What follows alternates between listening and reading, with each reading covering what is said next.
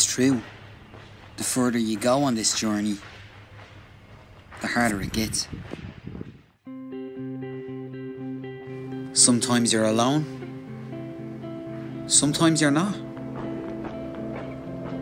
It's a fact of life.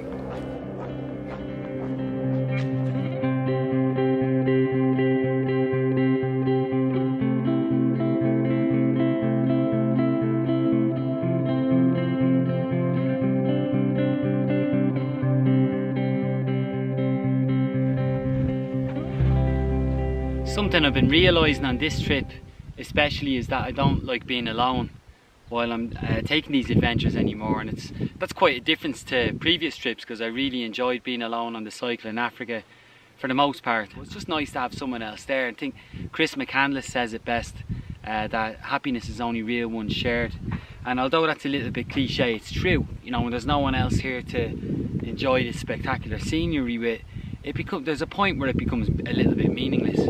So it's been a really big deal for me to be able to hike with other people. So much so that I wonder how I ever hiked without them. I mean, it makes me wonder.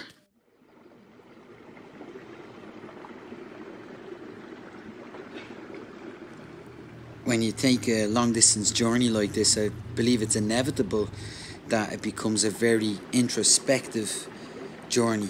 In other words, you start to think a lot about things that you wouldn't normally think about.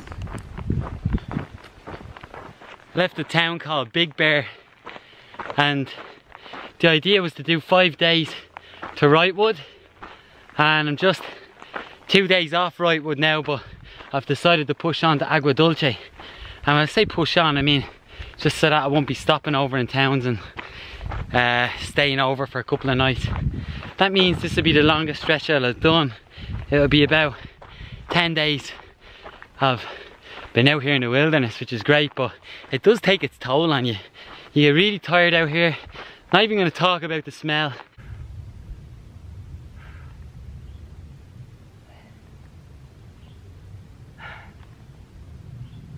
I don't smell so good. That's just a fact of the trail, my friends.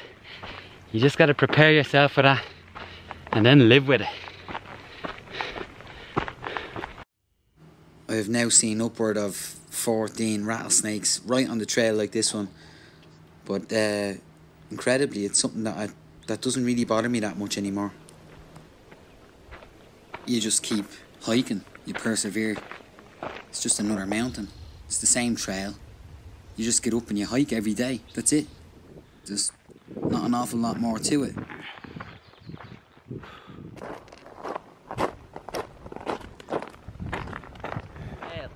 Today is June the 8th, this here is America, and I've just had the best, absolute best, I was going to say week, but it's around 9 days on the trail. I've covered around 180 miles, which for people in Europe it's around 280 kilometers, and I mean, we were just climbing up, down the whole time. So climbing up over peaks that were 7.5, 8.5, 9,500 feet. These are immense mountains. So had a really great time, very challenging, really excited to get back into town and buy a cup of coffee. I've just had that on my brain for the last 5 days, a cup of coffee with a dash of hazelnut. Oh, I just can't wait for it. And the miles keep disappearing now. It's crazy. My first day I did 4 miles. My personal best was 17 in my first few weeks, and now I'm doing 25 back to back. When no one else can understand me, when everything I do is wrong, you give me hope and constipation. It's been the best couple of weeks. We've done the biggest mileage and so on, but I've just been super happy to be back with people. And even every time I see civilization, I just want to be around people. And again, this is so different to how I felt on any trip in the past.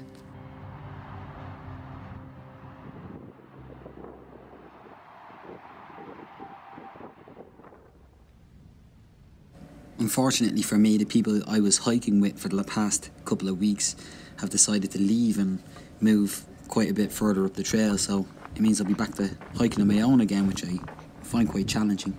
give you a little bit of insight. It's something that I'm sure most of you suspect and a lot of you will already know, and that's when you're on a long distance hike like this, they call it through hike, you learn to take a lot of accountability and a lot of responsibility for your situation, because there's nobody that's going to hike the miles for you. And what I mean by that is you might climb over this immense mountain range and over what you think is the peak, and then just on the other side there'll be an even bigger mountain. Or you may be hiking in the heat of the day and you might not be able to find shade for 5-10 miles, and it's brutally hot, so you know you have to make sure you stay hydrated and that you stay mentally capable of continuing on with the hike. But as I said, what it really teaches you is to be responsible for your situation and be accountable for what's happening, because nobody's going to get you out of it. And you know, at the end of the day, I put myself here, I put myself on this hike, you know, for better or for worse. So you know, you usually just you learn to put the head down and just do the miles and not feel sorry for yourself, not play victim, because you realise very quickly out here that goes nowhere. And I think that's kind of a metaphor for life too, because you know, as long as you want to feel sorry for yourself or play down this situation, you're still in it and you still have to do something about it. So that's all I really wanted to say about that. It's something that happens every day out here. Sometimes I do get to the top of a hill and I go, oh my god, there's another one, but at the end of the day there's no point in thinking about it for too long, because you still have to get up there and go over that ridge. And it's all part of it, you know, hiking or camping alone, facing up to those internal or external demons. To the sea, I won't cry, I won't cry, no I won't shed a tear, just as long as you stand by me. I've got to remember, even on the darkest nights, that this is something I always wanted to do. Pacific Crest Trail, hiking this long distance trail has been a dream of mine. And like anything in life, it's like a metaphor. Like anything in life, it wasn't supposed to be easy, and if anything, it was always going to be really difficult. And it's like any dream, you know, even when you've attained it, it's very hard to maintain or to sustain whatever it is that you're chasing after. And of course, these words will sound familiar because everybody is on a journey here. Everyone's got their own path with their own challenges, their own obstacles. And regardless as to whether I am hiking with them anymore or not, I wish them well.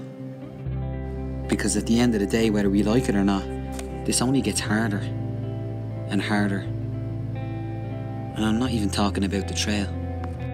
I'm talking about any road, anywhere, anyone, anytime. There is always a hardship that we have in common. When the night has come and the land is dark and the moon is the only light we'll see.